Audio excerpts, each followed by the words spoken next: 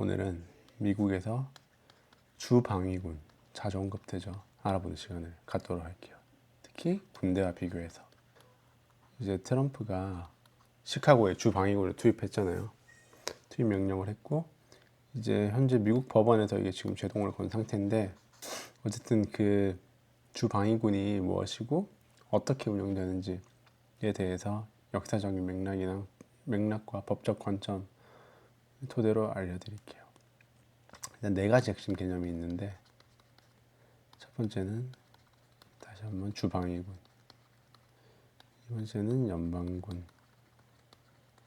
이게 그냥 우리나라에서 그냥 군대라고 생각하면 돼요. 외국이랑 싸우는 군대, 다른 나라. 3번은 Insurrection Act라는 거예요. 이게 그냥 법 중에 하나라고 보여요. 미국 법 중 뭐 민법, 형법 이런 거 있잖아요. 그냥 그 중에 하나라고 보면 돼요, 미국에서. 그리고 포세 코미타투스, 얘도 그냥 법이라고 보면 돼요. 그래서 액트라고 합시다. 요거 4개만 알면 돼요. 일단 주방위군, 이게 뭐냐, 미국은 50개 주로 되어 있잖아요.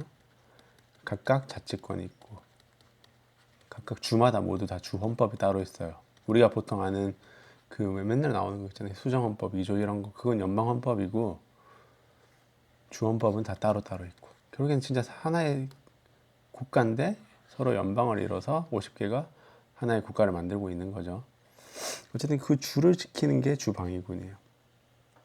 그리고 얘는 평소에는 일반적으로는 거의 주지사의 지휘 아래 있어요. 주지사가 대장이, 당연히 주지사가 주의 대장이니까 주지사 밑에 있는 거죠. 연방군은 대통령이 당연히고, 보통 주 내에 뭐 재난 대응이나 폭동 진압 같은 거 경찰력으로 안 될 때, 미국은 워낙 크기도 하고 모두 뭐 다 총기도 소유하고 있고 그러니까 뭐 경찰로 다 커버하기 힘들잖아요. 힘들어서 우리나라랑 다르게, 이게 자꾸 우리나라를 생각하면 잘 이해가 안 되는데 그렇기 때문에 가끔 힘들 때는 주방위군, 어쨌든 군대도 동원해서 치안 담당을 하는 거예요. 치안. 어쨌든 우리나라 군대랑은 좀 다른 개념입니다. 물론 얘 주방위군도 연방화라고 연방화해서 다른 외국과의 전쟁에서도 사용한다는 거 좀 그렇고, 동원될 수 있는데 이건 다시 접어들고 이런 경우는 없으니까 거의. 어쨌든 주지사가 일반적으로 통제하에 있는데, 통제를 하는데 주방위군 했던 것처럼 연방화를 할 수 있어요. 그러니까 연방 대통령, 주지사가 아니라 대통령 밑으로 대통령의 지휘 아래 놓을 수 있는 거죠. 연방화라는 건 대통령 지휘 아래 들어가는 걸 연방화라고 해요. 연방화에는 그냥 할 수는 없고, 당연히 원래 주지사 아래 있으니까, 원래 어쨌든 주방위군 말 자체가 주를 지키기 위해 있는 거기 때문에 함부로 연방을 할 수는 없고 법적 근거들이 있어요. 법적 근거. 대표적인 게 인서렉션 액트예요. 그 법. 아까 인서렉션 액트가 법이라고 했잖아요. 어쨌든 이런 법적 근거가 있으면 그 연방화를 해서 대통령 지휘 아래 둘 수 있고, 주방위군은 2가지 지위를 가지고 있는데, 첫 번째가 타이틀 12, 타이틀 32. 얘가 주지사의 지휘 아래 있을 때. 타이틀 10은 그냥 대통령 아래, 연방화 됐을 때 왔다 갔다 할 수 있다고 보면 되는데, 대부분 당연히 타이틀 32 스테이터스고, 그렇죠. 어쨌든 그냥 주방위군이니까 함부로, 이게 법적 근거가 필요하다는 건 함부로 할 수 없다는 거잖아요. 마음대로 대통령이 갑자기 자기가 주방위군을 동원해서, 예를 들어서 트럼프가 중국과 전쟁을 하고 싶다고 함부로 그렇게 할 수는 없는 거고, 이 요건이 있어요.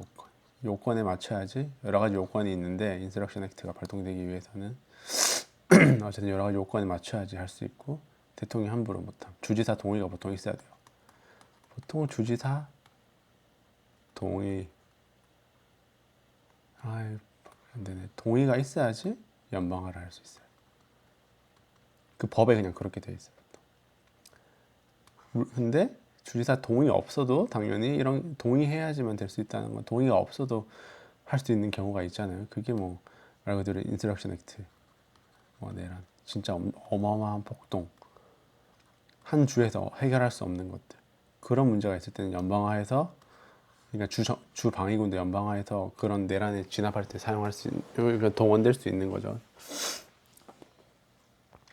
예시로 일단 이번에 결국에는 트럼프가 시카고 이런데 포틀랜드였나 시카고랑 포틀랜드 이런데 주 방위군을 동원한다고 했는데 그게 왜 문제가 되냐면 당연히 주지사가 동의를 했으면 주지사가 어쨌든 동의를 했으면 서로 이제 싸울 일은 없잖아요. 지금 주지사는 안 된다고 하고 트럼프는 된다고 하니까 주 방위군을 그런 폭동 진압에 동원하기 위해서 동원하려고 하기 때문에 지금 문제가 되고 있는 거예요.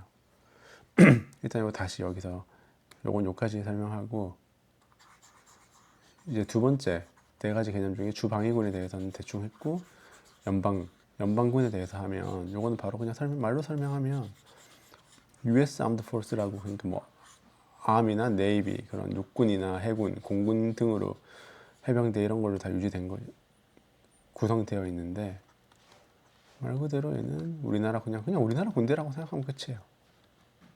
우리나라 군대. 외국과 전쟁. 그냥 이렇게 이해하기 위해서 하는 거고. 얘는 당연히 우리나라도 대통령 이 최고 통수권자였나 그렇잖아요. 미국도 똑같아요. 트럼프 지휘 아래 있는 거고. 얘네들은 당연히 얘네들 만약에 근데 연방군을 미국 내에 폭동이 일어났다고 투입한다면 어떻게 될까요?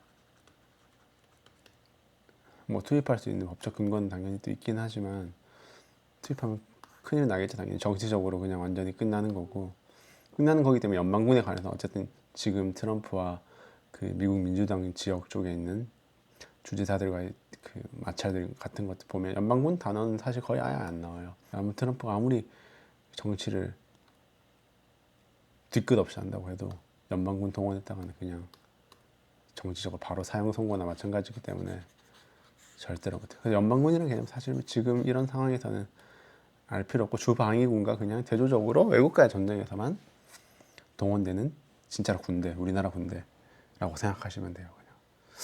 그 다음으로 세 번째가 중요한 게 이제 포세 코미타투스. 얘는 예전에 미국에서 그 시빌워가 있었잖아요. 남북 전쟁. 이게 내전이죠, 그냥. 이후에 북군이 이기고 남부 쪽에서는 남부 패전.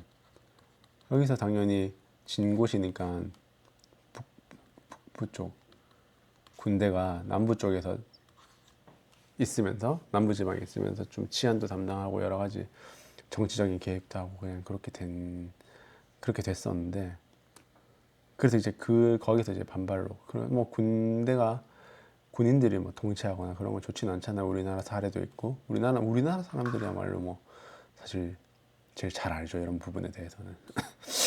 그런데 반발해서 어쨌든 군인들은 중요한 건 포스코미타투스는 그냥 군인은 국내 정치 개입 못 그냥 이렇게 생각하시면 돼요. 이런 법안이 남부주들이 자치를 회복하면서 정치적 타협의 결과물로 나왔다고 하는 거죠. 포스코미타투스가. 어쨌든 군대는 국내 어떤 무슨 사정에 따라서 국내에 개입할 수 없다. 국내 문제에 대해서는. 그게 포스코미타투스라는 건데 근데 이제 예외도 당연히 예외가 있죠. 아까 말한 것처럼 인서럭션 액트 같은 게 진짜 대표적인 예외라고 보면 돼. 얘는 1800년도 초였나 아무튼 그때 제정됐었는데 내란 반란이죠. 이게 폭동 엄청나게 큰 폭동이죠. 이건 진짜. 아무튼 이런 것들이 있을 때 군대가 여기서는 그냥 현실적으로 내셔는 그 연방화된 주방위군 군이 투입될 수 있다는 내용이에요. 그리고 연방화된 주방위군이라는 뜻 자체가 이미 대통령의 지휘 아래 놓여 있다는 거죠. 놓이게 됐다는 거예요. 일단 여러 가지 경우가 있는데 뭐 주의 입법부나 그러니까 연방화됐다는 건 각 주는 자치권을 가진다고 했잖아요. 모두 각 주마다 의회도 있어요. 의회나 주지사가 요청했어. 말 그대로 요청이 없더라도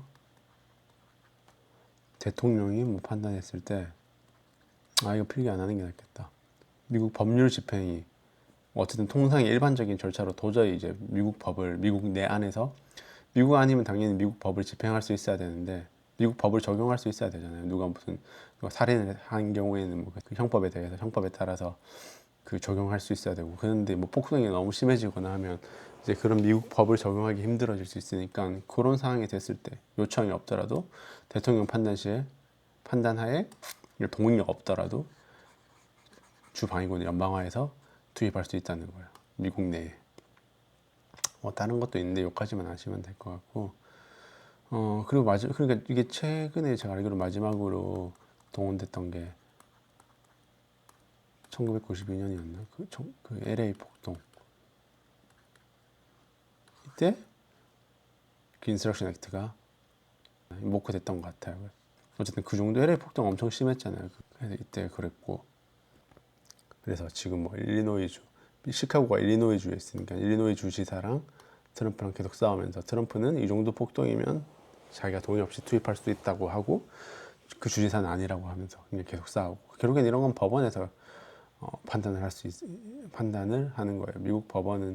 미국은 삼권 분립이 진짜 우리나라보다 훨씬 잘 되어 있기 때문에 법원에서 제동을 충분히 걸 수는 있어요. 근데 지금 그런 상황이고 이제 한번 요약하자면 주 방위군은 주 단위 그냥 군대로서 보통 주지사가 지휘하고 그냥 그 주 내 치안을 담당하는 거라고 보시면 되고 물론 혹시나 뭐 주끼리 싸울 때 텍사스주나 뭐 캘리포니아주가 서로 전쟁을 싸우게 된다면 뭐 전쟁 서로 내란 뭐 그런 일이 있으면 서로 그냥 군대가 되는 거죠. 어쨌든 그렇고 주지사의 지휘 아래 평소에 있다가 이건 타이틀 32 스테이터스라고 하고 근데 이게 주지사가 컨트롤할 수 없다거나 한 주에서만 해결될 수 없는 것들 엄청나게 큰 폭동 같은 것들이 일어났을 때 그 대통령 지휘 아래 놓이게 되면서 그냥 그때는 주지사 동의 하에 할 수도 있고 주지사가 요청을 해서 아니면 주지사 요청 없더라도 대통령 연방 쪽에서 연방 차원에서 판단해서 연방화된 주 방위군은 연방화해서 투입돼야 되겠다 하면 타이틀 10 스테이터스가 돼서 어쨌든 연방군으로서의 역할을 하게 되는 거예요. 어쨌든 이거는 민주적인 절차 컨트롤이 돼야 되겠죠. 그럼 어쨌든 그런 문제가 있는 겁니다. 그래서 오늘은 주 방위군 그런 것들에 대해서 몰랐던 분들은 알아갈 수 있는 시간이 되었으면 합니다.